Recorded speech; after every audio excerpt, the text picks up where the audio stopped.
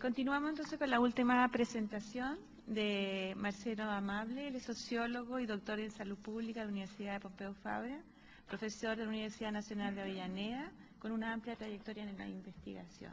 Adelante, Marcelo, por favor. Está bien, no hay problema. Bueno, hola. Va a ser difícil que con el tango rioplatense pueda superar esa alegría que acabas de presentar en el video, pero bueno, vamos a ver cómo remontamos eso. Bueno, lo primero que quería comentarles es que yo soy trabajador de la educación superior de una universidad, que es una universidad pública, Universidad Nacional de Avellaneda, que es una de las 9 universidades nuevas que se crearon en el año 2009 también, y que trabajamos en una zona del conurbano bonaerense, que es una zona socialmente deprimida, y de estas 9, 3 han sido creadas en ese sentido, en esa área geográfica. Lo segundo que quería comentarles es un poco desde dónde hablo, es decir, cuál es mi mirada respecto a cómo encaramos el informe que teníamos que hacer de estudios de caso, y qué era lo que nosotros pretendíamos y cómo aprovechamos esta oportunidad de elaborar el informe para mirar ciertas cuestiones. A mí cuando escucho hablar de populismo, sospecho detrás una tradición liberal republicana que deja de lado una tradición igualitaria democrática que es en la cual me inscribo, y por lo tanto, digamos, a mí me parece que hablar peyorativamente de los procesos de transformación social, política y económica de países como los nuestros en Latinoamérica, digamos, en términos de populismo, implica no tener en cuenta que esos procesos de populismo han significado para nuestros países procesos de modernización del Estado, de políticas de industrialización, de avances de derechos sociales para esas mayorías que apoyaron esos movimientos, entre los cuales estaban las clases trabajadoras en toda su heterogeneidad y complejidad. Por lo tanto, digamos, la mirada con la cual yo he intentado ir recolectando la información para el informe y a partir de la cual yo he seleccionado y recortado los datos para presentarles hoy, que eso también creo que es importante tenerlo en cuenta, no es una mirada neutral, no pretendo ser neutral en ese sentido, así que lo que buscamos de alguna manera es poder evaluar de qué manera en Argentina se ha intentado revertir políticas neoliberales que vienen desde hace muchos años, que han tenido su pico máximo en la década de los 90 y que han sido reorientadas a partir de otros criterios, de otros principios. Por lo tanto, digamos, tratar de valorizar desde ese punto de vista la importancia o el impacto que pudieran tener políticas que podríamos denominar neokeynesianas o, digamos, anticíclicas en la manera de pensar y definir, digamos, un proyecto de país. Porque, entre otras cosas, digamos, no es simplemente la discusión en torno a, bueno, cómo generar crecimiento económico, sino también una discusión, ya que estamos en esta casa, de qué modelo de desarrollo social queremos. Y en ese sentido es que, hemos encarado el informe. Digo hemos porque, bueno, para poder elaborarlo convocamos a un grupo de personas, intentamos armar un equipo de trabajo, algunos de ellos son miembros de la universidad, otros no, con lo cual nosotros también hemos subcontratado para realizar este trabajo de este equipo, de esta cuestión. En relación con el tema de la estructura económica, si bien en el informe, todos lo saben, digamos, teníamos un periodo de 10 años para hacer la evaluación, nosotros considerábamos que si tomábamos solo 10 años era de alguna manera una mirada muy corta, porque justamente hace 10 años que tuvimos la crisis del 2001-2002 y por lo tanto todos los indicadores de ahí hacia aquí iban a ser buenos y y a mostrar una evolución positiva. Por lo tanto, consideramos que teníamos que tener una mirada un poco más amplia, sobre todo para evaluar el tema de la estructura económica. Así que van a ver, digamos, que yo he seleccionado algunas cuestiones, algunas series de temporales un poco más largas para valorar un poco estos últimos 10 años. Hay algunos antecedentes que a mí me parece que no son menores para tener en cuenta, digamos, a la hora de hablar de las problemáticas que tenemos hoy día en Argentina en términos de crecimiento y de desarrollo. La primera es que nosotros venimos de un modelo económico que fue instalado durante la dictadura del 76 al 83, una dictadura, digamos, que tuvo una política represiva hacia los trabajadores y a los sindicatos muy concreta, tenemos 30.000 desaparecidos, y que ha significado poner los hitos de una economía abierta al mundo, frase que hemos escuchado muchas veces. En ese sentido, digamos, de economías abiertas al mundo, también, digamos, a mí me parece que es importante tener en cuenta hoy día, digamos, que los datos, digamos, que vamos a presentar, esta vinculación de las economías domésticas con las economías externas, también es importante tenerlas en cuenta. Nosotros, en el caso de Argentina, digamos, la participación de Argentina en el Mercosur también es importante para algunas de las cosas que les voy a mencionar después.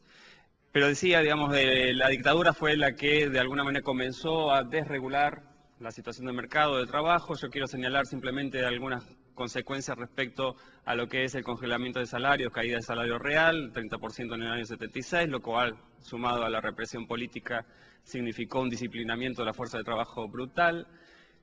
Un tercer punto, endeudamiento y extranjerización de la economía. A mí me parece que esto es importante porque además son características que venimos de arrastre y que no se pueden superar en alguna medida. Es una constricción estructural importante.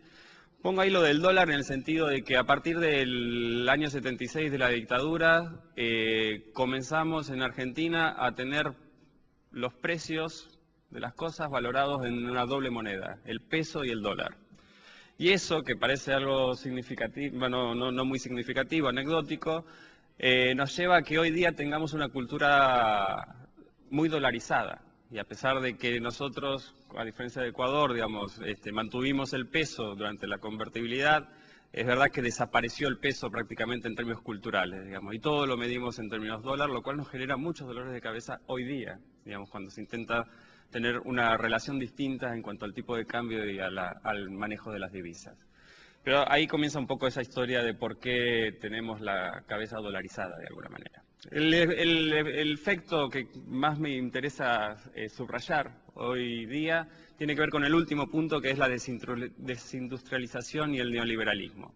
Me parece que desde ahí comienza un proceso continuo de pérdida de poder en términos de producción o de peso relativo de la industria en el PBI. Ustedes pueden ver ahí, digamos, un poco la evolución desde 1965 hasta el 2012 del peso relativo de la industria sobre el PBI, y ha sido recién en el 2006, ¿no? Digamos, comenzar a reconstituir la importancia que puede llegar a tener la industria en términos de desarrollo, digamos, ¿no? Partiendo de la base, digamos, que la producción industrial no solo genera empleos, sino que genera mejores empleos, genera empleos mejor pagos, genera empleos con mayores derechos, genera además incrementos en temas de valor agregado y también tracciona desarrollo de conocimiento tecnológico, etcétera, etcétera.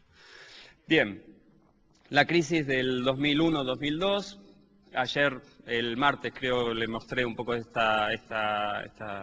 slide, digamos, por lo tanto, digamos, no me detengo aquí, pero, digamos, saber, digamos, entonces que la crisis significó fundamentalmente tasa de pobreza y tasa de desempleo, que más allá de la crisis económica que eso significa, entiendo yo, digamos, que eso ha significado romper, digamos, con un entramado social que ya venía deteriorado, digamos, pero que en definitiva, digamos, la crisis puso en evidencia y que de alguna manera eclosionó en el 2001 y en el 2002. Esta tabla es un poco para mostrarles un poco resumen, me parece a mí, de la evolución de lo que son los años, digamos, de 91, 2001 y 2010. 91, digamos, en plena convertibilidad del 1 al 1, digamos, en plena década neoliberal. 2001, el año de la crisis. 2010, en nueva etapa, digamos, que podríamos denominar post-neoliberal. Lo que me interesa subrayar, digamos, en este caso es la proporción de la importancia que tienen las empresas extranjeras en la economía en Argentina, teniendo en cuenta las 200 empresas más importantes, tanto en lo que es a la generación de empleo como al porcentaje de ventas. Yo aquí puse solo porcentaje de ventas, pero vemos que la extranjerización, ¿no?, de la economía, en ese núcleo de élite de empresas, de las 200 empresas más importantes, ha ido creciendo durante todo el periodo, más allá, digamos, creo que esto de alguna manera marca uno de los límites en cuanto a la estructura económica de lo que es sobre qué bases reindustrializar el país. Y por otro lado, digamos, marca también las dificultades que tenemos de cómo financiar la reindustrialización del país. Porque, digamos, desde ese punto de vista, digamos, también esto significa remesas al exterior por parte de las empresas extranjeras, son todas multinacionales, remesas que el gobierno ha definido, digamos, ha delimitado, es decir, impone límites a la cantidad de remesas que se puedan enviar al exterior, lo cual genera problemas políticos difíciles de gestionar también, pero sobre todo las dificultades de planificar la reindustrialización, ¿no? Es decir, la manera de planificar a 5 o 10 años en qué lugares invertir, cuáles son hay que sentarse a negociar con las empresas transnacionales en ese sentido. Por eso, digamos, me parecía que era importante este cuadro a tenerlo en cuenta. ¿Qué es lo que pasa o qué es lo que pasó a partir del 2003, 2013?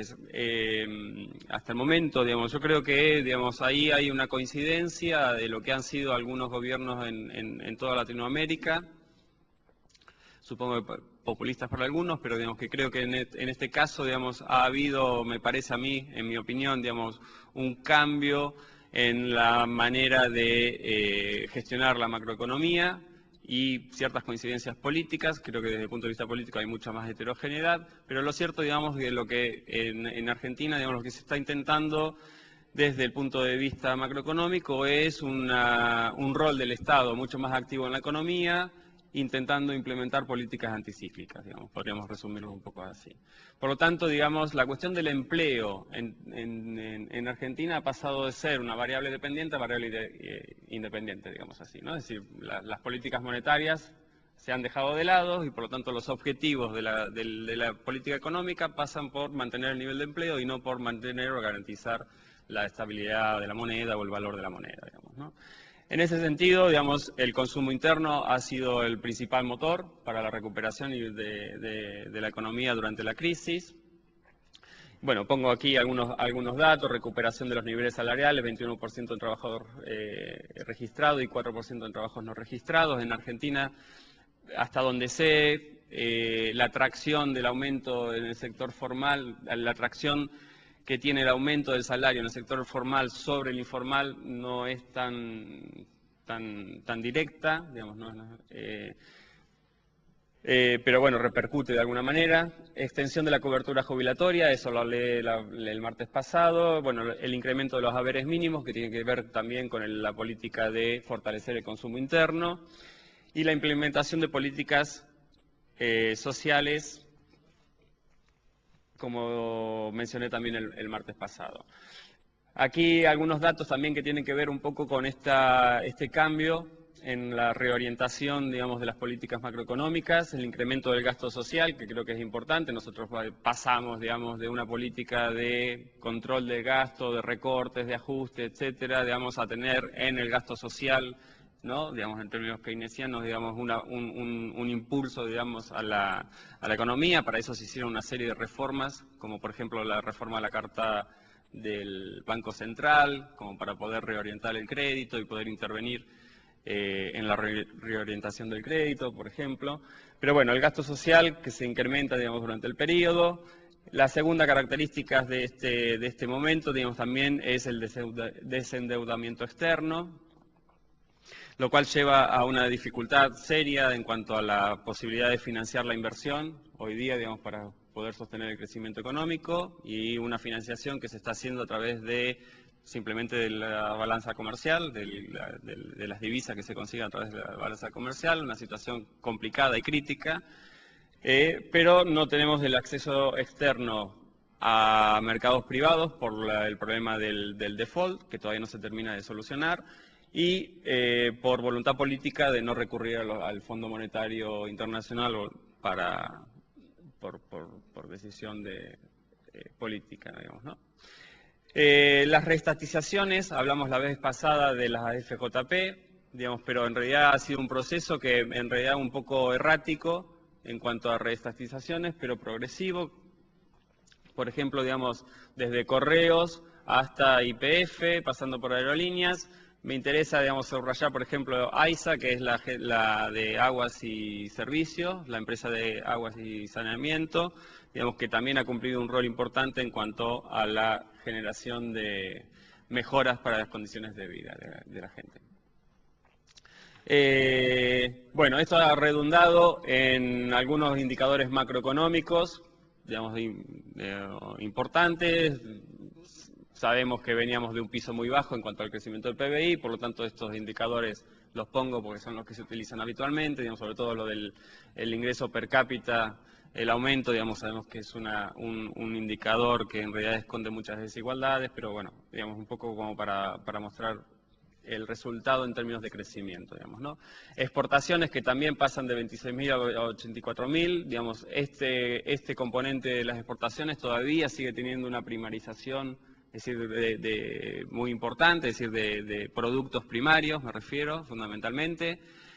Hay un aumento en algunos sectores de la industria, ahora les voy a mostrar, pero básicamente ahí las divisas se generan con sector primario. Hay un modelo extractivista muy fuerte en Argentina que genera tensiones muy marcadas en términos medioambientales, y las importaciones que hemos pasado de ahora 74.000 millones, digamos, tiene que ver un poco con este proceso de reindustrialización, la necesidad de importar, lo cual habla un poco de la relación de dependencia del país respecto a las economías externas. En este sentido, vuelvo a lo que dije hace un momento, digamos, la economía argentina, digamos, si bien en el último tiempo, los últimos 10 años, ha tenido una política de protección del mercado interno para proteger el consumo, ha sido fundamental su inserción en el Mercosur y en el comercio, digamos, con Brasil en particular, pero en los últimos años también creo que el Mercosur ha servido, digamos, para Uruguay, digamos, Brasil, Paraguay y ahora la incorporación de Venezuela, digamos, para encontrar ahí una salida regional a ciertos intercambios comerciales que permitan un poco sostener el crecimiento económico. En este sentido, las exportaciones, digamos, si bien aquí se puede ver entre el 91 y el 2011, digamos, un aumento en la proporción de lo que son manufactura industrial, seguimos teniendo una proporción en términos de exportaciones importante de lo que es la economía primaria. Esto es un gráfico donde muestra la cantidad de convenios colectivos, simplemente para ilustrar la voluntad de situar el mercado interno y el fortalecimiento de lo que son las relaciones formales de trabajo en la Argentina. Es la cantidad de convenios colectivos celebrados por año. Esta es la evolución del salario mínimo vital y móvil, digamos, también para demostrar un poco esta decisión política de sostener un crecimiento macroeconómico a partir del aumento del consumo interno y del sostenimiento del mercado interno, lo cual también repercute de alguna manera en mejoramiento de condiciones de vida, pero creo que lo que falta discutir todavía son qué tipo de consumo estamos promoviendo. Consecuencias respecto a este crecimiento, digamos, que es salir de la nada, digamos, de una crisis muy terrible a esto, en parte también, digamos, por ciertas políticas redistributivas. Ahí pongo un poco el coeficiente de Gini, digamos, como para ver su evolución descendente en el último tiempo. Esta es una gráfica que también puse un poco la serie más larga, como les decía recién, que es la gráfica de proporción de la masa salarial sobre la riqueza, es decir, la cantidad de producto, digamos, apropiado, digamos, o redistribuido, digamos, en la masa salarial. Como pueden ver, estamos en un 42,8 y lo que es interesante de ver o doloroso tiene que ver un poco con no haber alcanzado todavía, incluso en plena época neoliberal, digamos, la proporción del 44,7, digamos.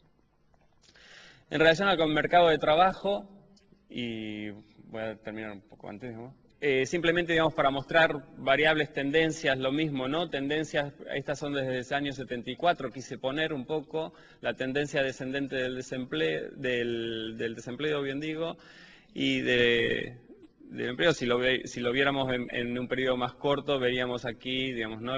Este es el pico de la crisis, digamos, ¿no? Y la tendencia. Esta es la tasa de trabajo no registrado. También tomé una serie larga para no compararlo con el pico de la crisis, porque, digamos, está claro, digamos, la caída del trabajo registrado. Pero fíjense, digamos, que estamos en niveles que otra vez, paradójicamente, digamos, no llegamos a superar, digamos, no mejorar, digamos, los indicadores de la época de la convertibilidad. La política, sé que no tengo tiempo, pero digamos quiero señalar, la política que se sigue en relación al trabajo informal es una política, digamos, que intenta, a partir de la identificación de que el trabajo informal responde a una multicausalidad, tomar medidas sobre cada una de esas causas, digamos, ¿no? Entonces van desde solucionar o hacer más fáciles los trámites de registro hasta la inspección laboral. Se ha pasado de 40 inspectores a 400, se han hecho en el periodo 2006 hasta el 2011 1 millón de empresas han sido inspeccionadas, de ahí se ha detectado un 30% de trabajadores informales, pero quiero decir, en ese sentido es una visión muy tradicional de intentar formalizar lo que es informal. En este sentido, bueno, esta tabla, digamos, ¿no? En unidades formales, asalariados informales, un 18%, ¿no? Hablando un poco de lo que ya se ha mencionado aquí anterior en otras presentaciones. Simplemente para mostrar, digamos, esta torta, digamos, la informalidad cómo afecta a los jóvenes, ¿no? Si tenemos en cuenta, digamos, estas dos categorías de 24 años y 24 a 34, lo cual es un... Esta es la tasa de informalidad por sector de actividad. En ese sentido, sector doméstico, hay dos iniciativas importantes para reducir informalidad. Una es en relación al trabajo agropecuario y la otra es en relación al trabajo doméstico. Insisto, la perspectiva de abordarlo es hacer que lo informal pase a ser formal. No hay otra estrategia en ese sentido. Bueno, paso rápido un poco más y para terminar. Cobertura de seguridad social, lo que hablamos de regímenes de jubilaciones y pensiones no lo voy a mencionar porque hablamos la vez pasada, ¿no? El martes. Así que eso paso. Por lo tanto, me concentro en lo que es la cobertura de los sistemas de salud. Yo puse aquí tres fuentes distintas: Censo Población, Encuesta de Servicios de Salud y Observatorio de la Deuda Social, que es un observatorio vinculado a la Universidad Católica de Argentina, digamos, como tres fuentes diferentes, porque aquí hay mucha discusión en cuanto a los indicadores y a cómo se recoge la información. Entonces, tres fuentes para tener la idea de que cuando hablamos de población que no tiene cobertura de sistemas de salud, estamos aproximadamente entre un 30 y un 40%, digamos, ¿no? Ese sería un poco que podríamos tomarlos, digamos, como trabajadores informales. Cuando hablamos de sistemas sin cobertura, en realidad lo que estamos haciendo referencia es que esa población tiene como cobertura la salud pública. Que parezca... Bueno, esto es población según tipo de cobertura médica, un poco para mostrar... Estas, las que no tienen cobertura, por lo tanto, digamos, sería el sistema público de atención. El sistema PAMI es la cobertura para jubilados, el sistema privado y las obras sociales, que es el sistema de seguridad social, es decir, la cobertura contributiva, Digamos que a diferencia, que es el mismo esquema que en la mayoría de los países, la diferencia que tenemos nosotros es que este sistema de seguridad social, de cobertura contributiva, lo controlan los sindicatos en nuestro país, bueno, los tercerizan. Aquí la cobertura, quería señalar un poco estas tendencias, ¿no? Digamos, lo que es la que no tiene cobertura o que se atiende por la salud pública y la cobertura de la seguridad social, ¿no? Digamos, de cómo a través de estos 3 años es inversa, entendiendo de que aquí lo que seguramente está incidiendo sobre este cambio en la tendencia de la cobertura es la formalización del empleo. Digamos, ¿no? En la medida en que se sale de la informalidad, se pasa al sistema de seguridad social. Y esto es lo mismo, pero por quintiles de ingresos. Esta es la última, así que ya termino. Aquí, por quintiles de ingresos, se puede ver entonces en el sistema privado, a medida que aumentan los ingresos, aumenta la cobertura por el sistema privado, a medida que descienden los ingresos, aumenta la cobertura del sector público, y esta es la curva interesante que demuestra un poco, digamos, la formalidad o, digamos, el mercado de trabajo formal, digamos, ¿no? Y estas son las conclusiones. Panorama negro.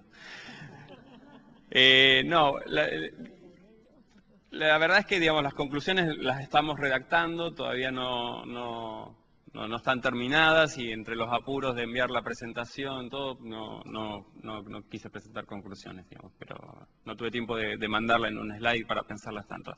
Las estamos redactando, como les decía recién. La perspectiva en términos de viabilidad, digamos, del modelo económico son un poco críticas en estos momentos en Argentina, porque creo que, digamos, que se ha llegado, creo que ayer alguien lo mencionó, no sé si fue Weller.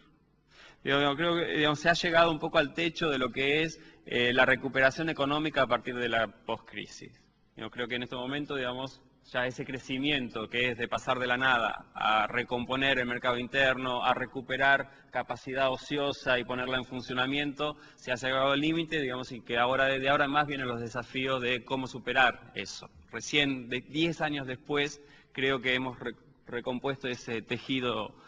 El tema es hacerlo en condiciones de equidad. Sigue siendo la tarea política difícil, más en un contexto donde el sistema de partidos políticos en Argentina no existe. Digamos, y ahí sí doy la derecha a quienes hablan de populismo, digamos, ¿no? Es decir, ahí no tenemos un sistema político formal, institucionalizado, racional, digamos, que pueda canalizar posiciones políticas ideológicas para definir un modelo de desarrollo. Por lo tanto, digamos, el estrangulamiento de financiamiento externo, digamos, que tenemos para sostener el nivel de crecimiento y la posibilidad de profundizar eso hacia un mayor desarrollo en términos equitativos, va a depender mucho de cómo se reconstituya el consenso social en torno a qué modelo de país se va a avanzar. Lo cierto es que los esfuerzos por redistribuir dineros públicos hacia, más que nada, a través de subsidios hacia el fortalecimiento de la industria, creo que va a ser la tendencia más que a redistribuir fondos para una mayor equidad, digamos, ¿no? Creo que el objetivo de búsqueda de equidad está dado por fortalecer el mercado de trabajo, ¿no? Digamos, seguir fortaleciendo un mercado de trabajo y un desarrollo basado en la industrialización, más que en políticas sociales redistributivas, digamos, ¿no? Bueno, eso era todo. Gracias.